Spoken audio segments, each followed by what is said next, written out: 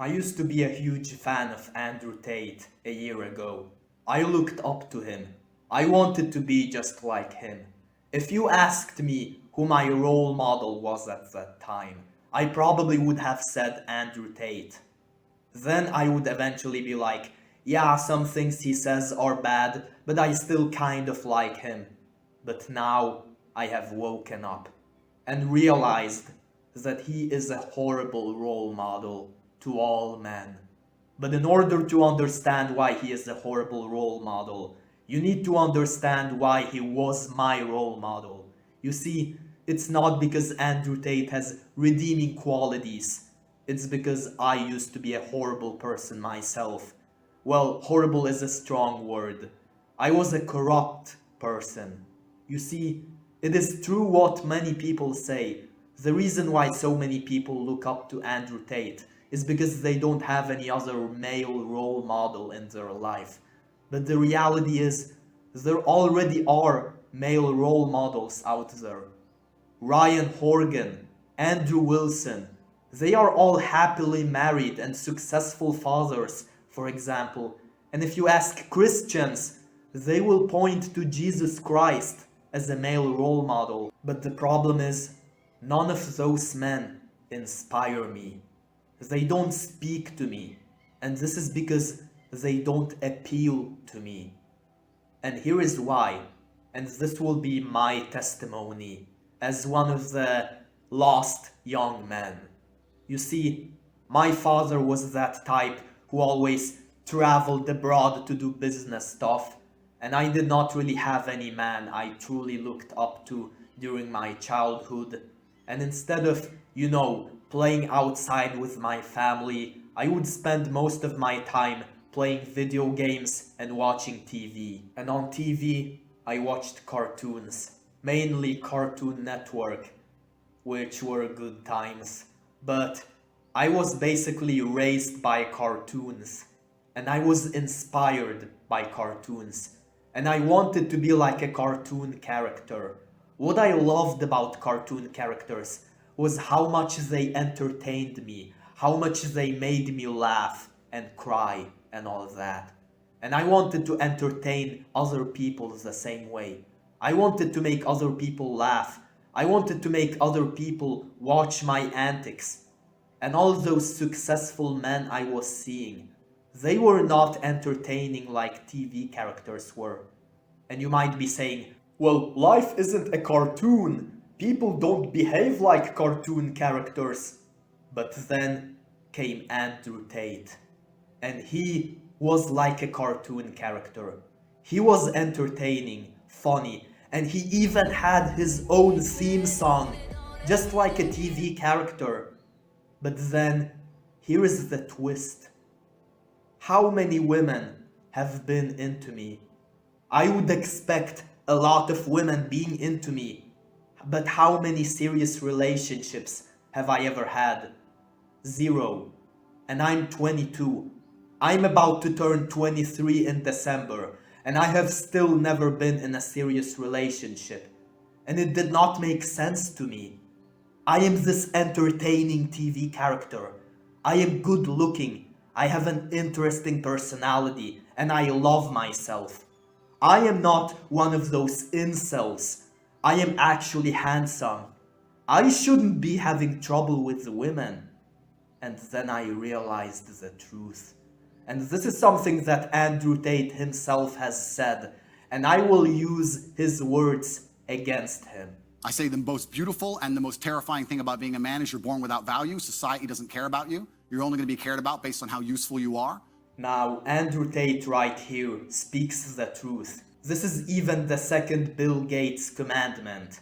As a man, nobody cares about you unless you are useful to society. So even though I was good looking, I had an amazing personality and I loved myself, I was not useful to society. And this is why women and men did not care about me. Because as a man, you need to prioritize the value you give to others. In other words, how useful you are to society.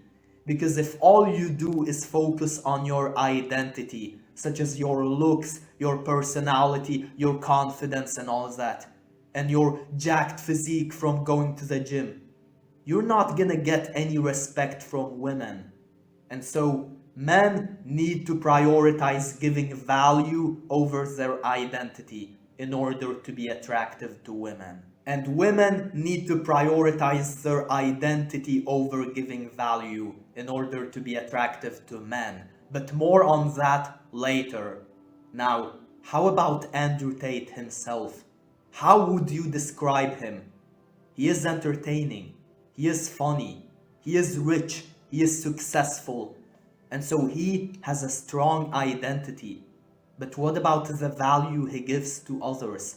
What does he give to the tribe? What does he offer to the people around him? Well, he got successful by hiring webcam girls. So he was basically distributing porn. And we all know there is nothing redeeming with porn. And now he teaches young men to become just like him. Be handsome, be successful, but barely giving any value to society. Now, some people make the argument that Andrew Tate himself has said that watching porn is horrible, and yet he distributes it, and so he is a hypocrite. This is an argument I do not agree with, and I used to have my own counter argument back when I was a huge fan of Andrew Tate, but I think my argument still holds up. So here it is. In order for you to be successful, other people have to be unsuccessful. Because if everyone was successful, nobody would be. You know, if everyone was super, no one would be. And so men that watch porn are engaging in a habit that will make them unsuccessful in the long run. But this is needed in order for Andrew Tate to be successful. And it is not his fault that those men are willing to watch his porn. Don't hate the man, hate the game. Andrew Tate is only playing by the rules in the game. And this is why I don't necessarily view Andrew Tate as this horrible villain that needs to die. And if you are one of those people who thinks he should be imprisoned just for influencing young men, then you are immature. Andrew Tate is not the real villain here. The real villains are all the people that are willing to listen to him and give him the power he has. And I used to be one of them. And those are the people Andrew Tate panders to. You see, a leader cannot be a leader without followers. And the reason why Andrew Tate is able to have this influence on people is because people are willing to follow him. And so as a man, you need to stop trying to become like Andrew Tate and instead work on giving something to your tribe and being useful to society, because that is what will get you girls. Now, the obvious question is, how does Andrew Tate manage to get girls? Well, first of all, I don't see him being in a committed relationship with a woman and having this nuclear family. But let's assume there are women that are indeed attracted to him. Well, remember that Andrew Tate used to be a professional kickboxer and I think a chess player, and he has helped some young men out there. So he does provide some value, especially in the kickboxing field. And this is what makes him attractive. But this is not what he is known for. What he is known for, at least to the vast majority of his followers, and what he promotes to them, is being this rich, successful man with a lot of fast cars, mansions, and who sleeps around with a bunch of women. In other words, his followers know him for his identity and not for his value. And when those followers try to be like him, they focus on the identity, because this is what Andrew Tate is promoting, his identity, not really giving value to others. I mean, how many times do you hear an Andrew Tate fan say, I want to help young men, compared to, I want to be rich and have a lot of women around me? And this is why Andrew Tate is not a good role model, especially not for those men. And while society indeed does not care about most men, if those men choose to be one of those Andrew Tate followers, then society will continue to not care about them, and they will end up becoming lonely and isolated.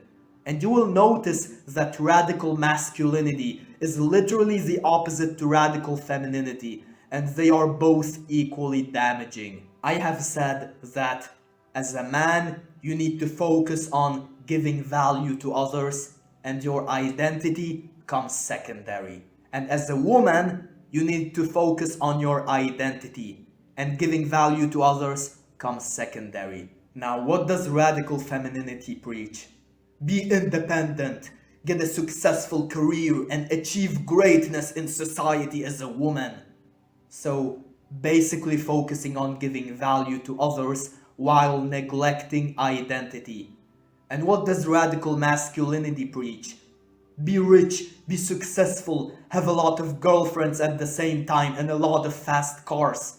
Basically, focusing on identity while neglecting giving value to others. And as a result, people who conform to those radicalized movements and to whom all those movements pander, they don't attract the opposite gender, and so they stay chronically single, and they will never have kids unless they change something about themselves. Now, personally, I still want to be a cartoon character, which I try to be, especially in some of my shorts, because cartoons are still my childhood and entertainment is my passion. However, this is no longer my main purpose as a man. My main purpose is to make the world a better place, make sure other people don't make the same mistakes that I have done, and to be that proper role model to today's young men and women.